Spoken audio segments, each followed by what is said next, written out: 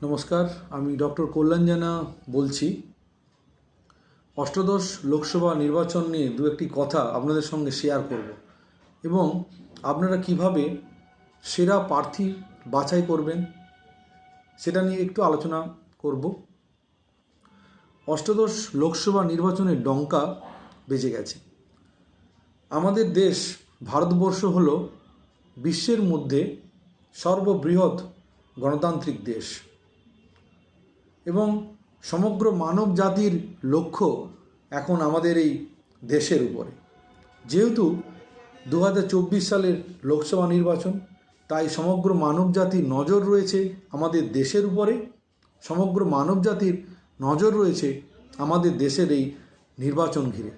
সেই জন্য দেশের নির্বাচন কমিশন, ভোটকর্মী, রাজনৈতিক নেতৃত্ববৃন্দ, সংবাদ মাধ্যম সবাই এখন ব্যস্ত বা সবার ব্যস্ততা এখন তুঙ্গে। কিন্তু সাধারণ মানুষ হিসাবে, একজন ভোটার হিসাবে কিন্তু আমাদের একটা গুরু দায়িত্ব থেকে যায়। সেই গুরু দায়িত্ব কী না, আমাদের ভোট প্রদান করা বা আমাদের গুরুত্বপূর্ণ মূল্যবান ভোটটি অর্পণ করা। এবং তার জন্য আমাকে সেরা দল নির্বাচন করতে হবে, যোগ্য প্রার্থী নির্বাচন করতে হবে এবং সেই যোগ্য প্রার্থী নির্বাচিত করে তাকে সংসদে পাঠানো এবং সেই সঙ্গে নির্ভরযোগ্য দলের হাতে দেশের শাসনভার ন্যস্ত করা, যাতে করে বিদেশি শক্তি আমাদের ভারতবর্ষকে নিয়ন্ত্রিত না করতে পারে। চীন ও পাকিস্তানের মতো প্রতিবেশী দেশ ভারতবর্ষকে নাকানিচু পানি খাওয়াতে না পারে তার ব্যবস্থা করা।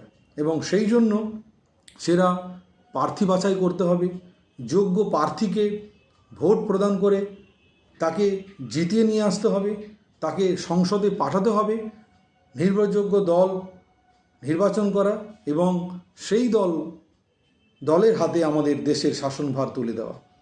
তার জন্য সাধারণ মানুষ হিসাবে, ভোটার হিসাবে কিন্তু আমাদের একটা দায়িত্ব এবং সেই দায়িত্ব হচ্ছে সেরা প্রার্থী বাছাই করা, সৎ প্রার্থী বাছাই করা, যোগ্য প্রার্থী বাছাই করা।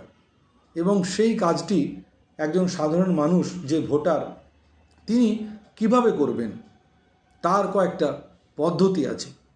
সেই পদ্ধতি হচ্ছে যে প্রথমে আমাকে যে প্রার্থী তালিকা দেখে নিতে হবে সেই প্রার্থী তালিকায় কারা কারা রয়েছেন এবং প্রথমে যেটা করা দরকার সেই প্রার্থী তালিকা থেকে প্রথমে অসৎ প্রার্থী, অযোগ্য প্রার্থী সেই তালিকা থেকে তাকে বাদ দিয়ে দেওয়া।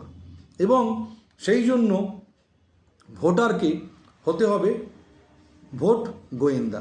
অর্থাৎ আপনারা জানেন যে যারা গোয়েন্দা বা প্রকৃত গোয়েন্দা সে কিন্তু কারো দ্বারা প্রভাবিত হয় না।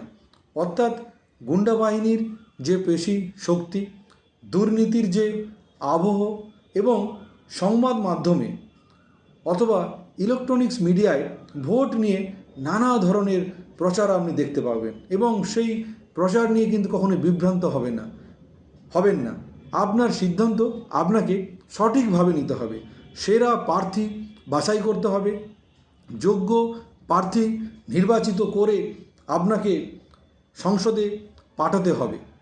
তার এই পদ্ধতি হচ্ছে প্রথমে অসৎ, অযোগ্য প্রার্থীকে আপনি বাদ দিয়ে দেবেন এবং যে প্রার্থীকে আপনি আগে ভোট দিয়ে জিতিয়ে নিয়েছেন, যে আপনাকে বোকা বানিয়েছে। দেখবেন অনেক প্রার্থী কি করে, অনেক কিছু বলে, তারা ভোটের আগে তারা বলে আমরা এই উন্নতি করব, এটা করব। তারা বোকা বানিয়ে কি করে না ভোটারকে প্রভাবিত করে এবং ভোটটা নিয়ে নেয়। সেই প্রার্থীকে আপনি হাড়ে হাড়ে নিশ্চয়ই চিনে গেছেন। এবং যারা দেখবেন অনেক ব্যক্তি আছে বা প্রার্থী আছে যারা রাজনীতিটাকে টাইম পাস বলে মনে করে এবং ভোটে জেতার পর সাধারণ মানুষকে যারা ভুলে যায়, সাধারণ মানুষের কাছে যারা যায় না এবং সাধারণ মানুষের পরিষেবা দেয় না, আপনি নিশ্চয়ই সেই প্রার্থীকে ভোট দিয়ে নিজে আত্মঘাতী হবেন না। কিংবা যে প্রার্থী অসৎ প্রার্থী, যার স্বচ্ছ ভাবমূর্তির অভাব রয়েছে এবং যে দুর্নীতির আকণ্ঠে নিমজ্জিত এবং আপনি জানেন সেই দুর্নীতি করে চলেছে, আপনি নিশ্চয়ই সেই প্রার্থীকে আপনার মূল্যবান গুরুত্বপূর্ণ ভোটটি দিয়ে নিজে আত্মঘাতী হবেন না। তাই সেরা প্রার্থী আপনাকে বাছাই করতে হবে।